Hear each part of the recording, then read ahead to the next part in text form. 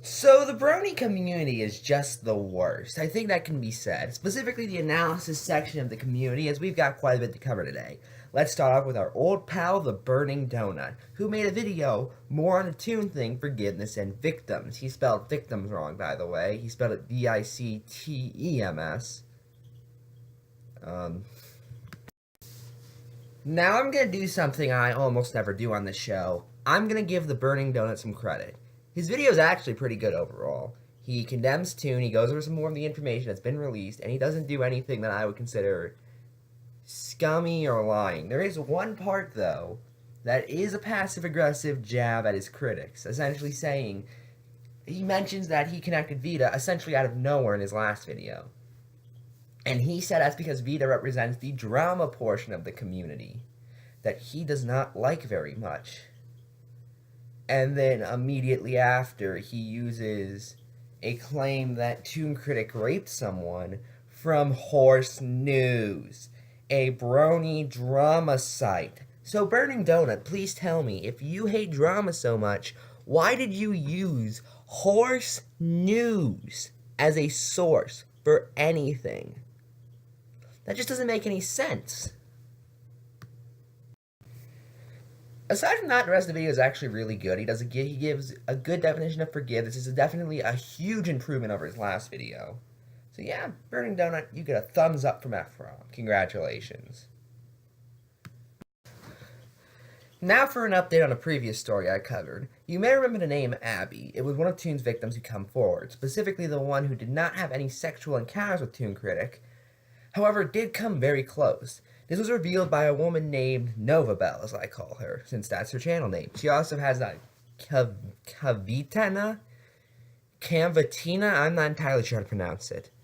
It turns out that she was the woman Toon Critic was manipulating. However, she did not say that in her original video. She said it was her friend. As for my thoughts on this, I honestly don't care.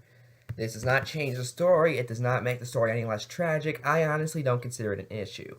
I can understand why she felt the need to say this and make a 12-minute video, which honestly I felt kind of dragged on, but it was a personal video, so I can kind of understand it more. But still, it's just not a big issue in my mind. Yeah, she was the woman in question, not one of her friends. Okay. That's changes it slightly, I guess. That changes the names, to say the least. And that's it. I don't feel betrayed or anything, but okay. So Dr. Wolf continued his Dungeons & Dragons My Little Pony series, or Brony Dungeons & Dragons. Apparently, though, even after the Toon stuff, they already had a couple sessions pre-recorded, so they just uploaded them and didn't make any mention of what Toon did, ever. Honestly, I think they could have handled it better. I personally would have released all the sessions in one big day, in one big mega upload, just to get them out of the way. Possibly re-record the sessions. I'm not entirely familiar with how Dungeons & Dragons works, mind you, so I don't know if they could just start back from the session that didn't have Toon. But all of that is really a minor thing. I don't mind, personally. I don't watch the Brony D&D stuff. I'm not a D&D fan. I don't really see the point of watching it. I don't like a majority of people even in it already, so there's really no point.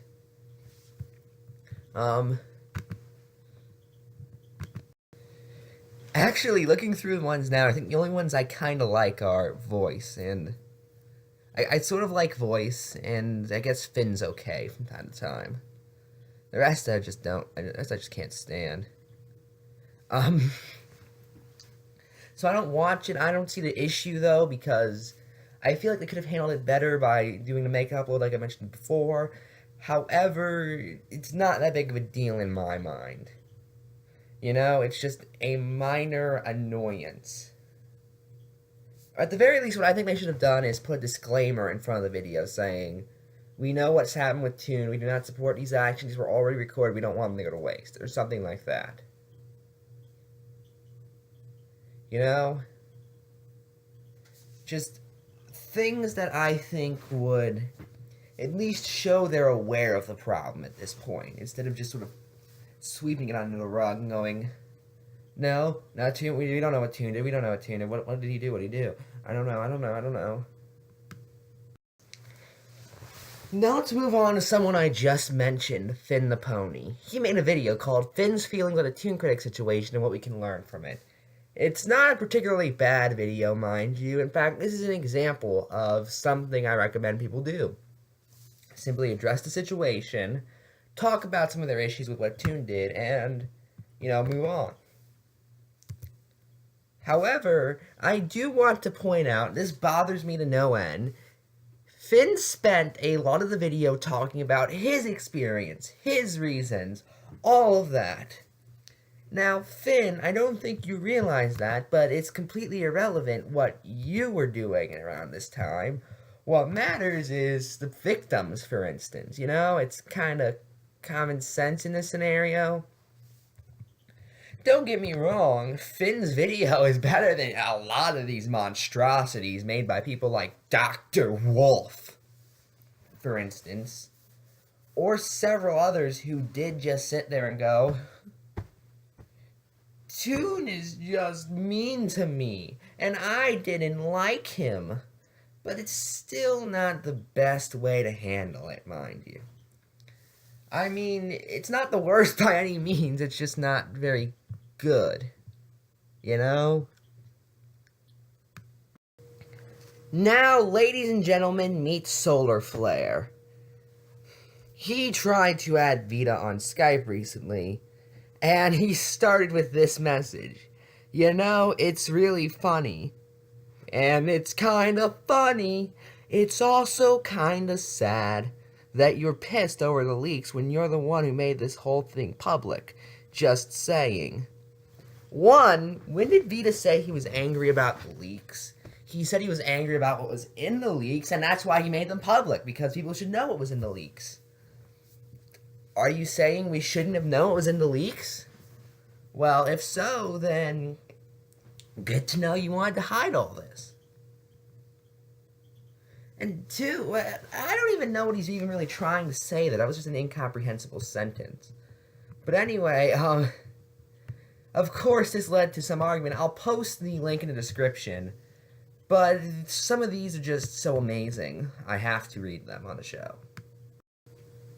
Man, it must really suck that your plans got leaked before you could put them into action. It's almost like it's happened before. No clue what he's talking about, by the way. Another great one. The only reason you're salty is because I pulled the same shit you did. Keep crying.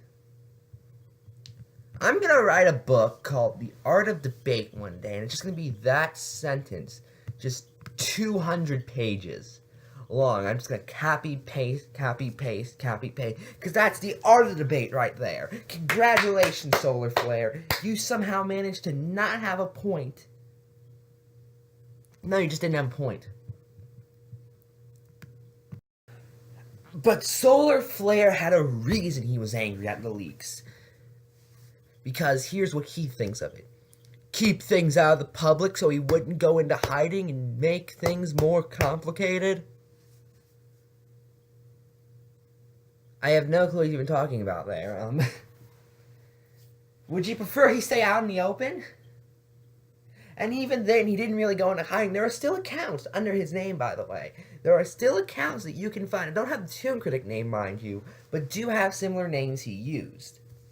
But that's a story for another day. I'll get into that in maybe in a bit. Who knows? But even then, I want him in hiding. Because at least when he's in hiding, he's not doing anything harmful. He's just sitting there in hiding. You know? If he wasn't in hiding, he may be still doing this. And I guess to end the segment, we can talk about E4B's attempt at whataboutism real quick. Essentially, because Lily Pete called out Toon Critic, instead of talking about Toon Critic, they're only really talking about Lily Pete now. Because they're the E4B, what do you expect? Specifically, Space Mare, aka Saturn Star, wrote a post linking one of Blake's videos. I can talk about Blake in a bit, maybe, but honestly, he's not very interesting, so I typically don't bother.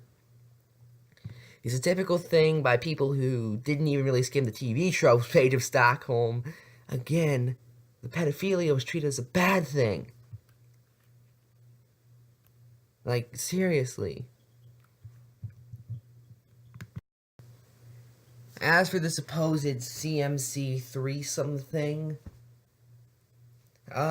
it's the chapter is called Dateless When We Turn 16.